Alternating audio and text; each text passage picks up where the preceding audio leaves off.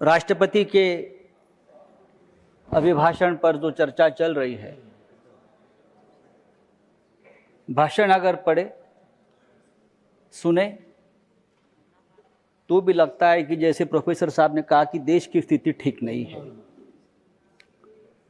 लेकिन ठीक लगता है जो हमारे सामने महान देशभक्त मंडली बैठी है, उनको लगता है कि सब कुछ ठीक है।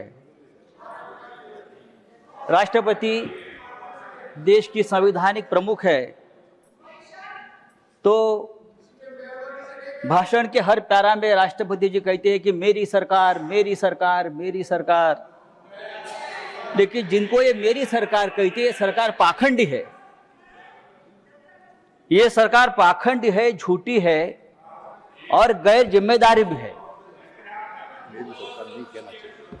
तो कहा ये ऐसी सरकार को राष्ट्रपति जी मेरी सरकार कहते हैं, तो संविधान के खिलाफ है।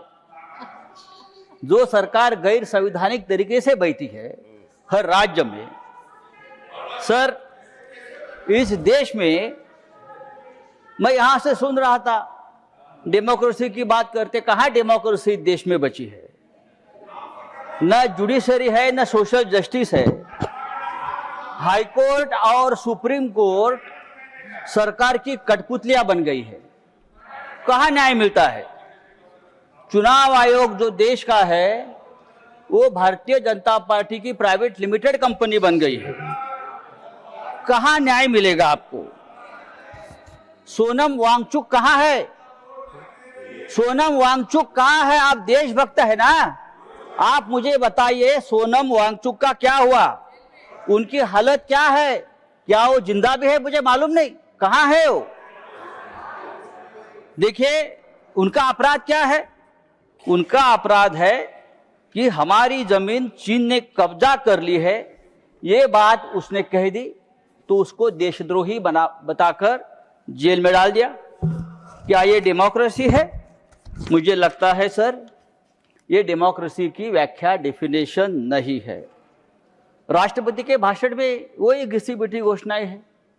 नई बात क्या है आप मुझे बताइए। इतने साल से हम देखो गरीबों को सबसे ज्यादा रोजगार देने वाली मनरेगा, आपने नाम तो बदल दिया, लेकिन रोजगार की गारंटी भी आपने कम कर दी है।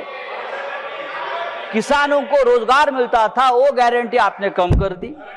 हमारे मराठवाड़ा, महाराष्ट्र में मराठवाड़ा में 2025 में 3000 किसानों ने आत्महत्या की है। 3000। सर देखो आप सुनने की आदत रखनी चाहिए। आप सत्ताधारी है, आपकी सरकार है, आपको हमारी बात सुनने की अगर आप आदत डाले तो डेमोक्रेसी और मजबूत हो जाएगी। सर मैं और एक बात आपके सामने रखता हूं। ये सरकार पूरी तरह से भ्रष्टाचारियों से घिरी है। पूरे देश भर के भ्रष्टाचारी एक साथ लाकर अपने सरकार बनाते हैं, सरकार तोड़ते हैं, सांसद को विधायक खरीद लेते हैं। हम चुनकर लाएंगे, आप रेडीमेड खरीद लेंगे। पहले नेताओं को हम बनाते थे, अब नेताओं को हम खरीद लेते हैं। यह आपकी डेमोक्रेसी है। सर आज मुझे अजित पवार जी की याद आ रही है। फिर हमारे बड़े नेता थे महाराष्ट्र के, आपके साथी भी रहे हमें आज बहुत सालों से, 3 साल से। दुर्भाग्यपूर्ण तरीके से उनकी मौत हो गई। आज भी हम लोग सदमे में है कि ये कैसा हो गया। इतना एक दमदार आदमी, जिस तरह से उनकी मौत हो गई, दुर्घटना हो गई, आज भी हम लोग सदमे में। रोज जी अपना अजीत टाइम खत्म हो गया। ठहरो सर। अजीत पवार के ऊपर 70,000 करोड़ के सिंचाई घोटाले का आरोप किया था आपकी सरकार ने, आपकी सरकार ने किया। लेकिन वो भारतीय जनता पार्टी के साथ आ गए और पवित्र हो गए। 15 जनवरी को अजित पवार जी ने एक बयान दिया था। 15 जनवरी को अजित पवार ने बयान दिया था और भारतीय जनता पार्टी को एक जवाब दिया था। आप सब्जेक्ट के बाहर क्या कहा था कि अगर आप सिंचाई घोटाले का आरोप करते हो, ये विषय नहीं है। सिंचाई घोटाले का आरोप करते हो तो सिंचाई घोटाले का पैसा सिर्फ हमने नहीं खाया है, भारतीय जनता पार्टी ने भी इस सिंचाई घोटाले में जमकर पैसा खाया है। और भारतीय जनता पार्टी की फाइल मेरे पास है।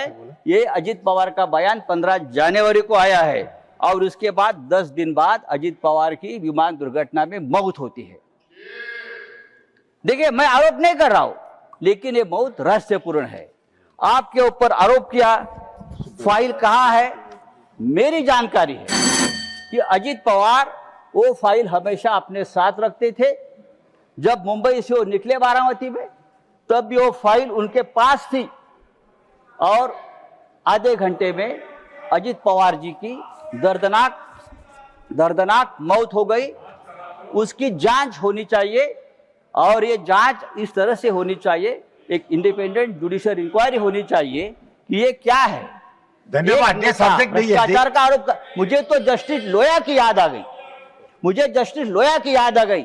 जब अजित पवार का एक्सीडेंट मैंने देखा तो मुझे जस्टिस लोया की याद आ गई। क्या इस प्रकार का कोई हादसा तो नहीं होगा? देखिए, सुनने की आदत रखो, ये डेमोक्रेसी है, आप सुनने की आदत रखो। सर, आपकी सरकार अगर डेमोक्रेटिक तरीके से धन्यवाद आई है। धन्यवाद सर, एक मिनट दीजिए। नहीं, एक मिनट भी नहीं है अभी। सर, हाउस एडजॉर्न करना है। सर, समाप्त कीजिए। ये सरकार हिंदुत्व की बात करती है, लेकिन इस देश में इस देश में सबसे ज्यादा तकलीफ में अगर कोई होगा तो हिंदू है। हिंदू में हिंदू गंदे पानी पीकर मरता है। लखनऊ में हिंदू कप सिर्फ पीकर मरता है और बांग्लादेश में हिंदू को मार दिया जाता है और देश के प्रधानमंत्री और देश की सरकार उसके ऊपर चुप बैठी है। सर, आदरणीय राष्ट्रपति जी ने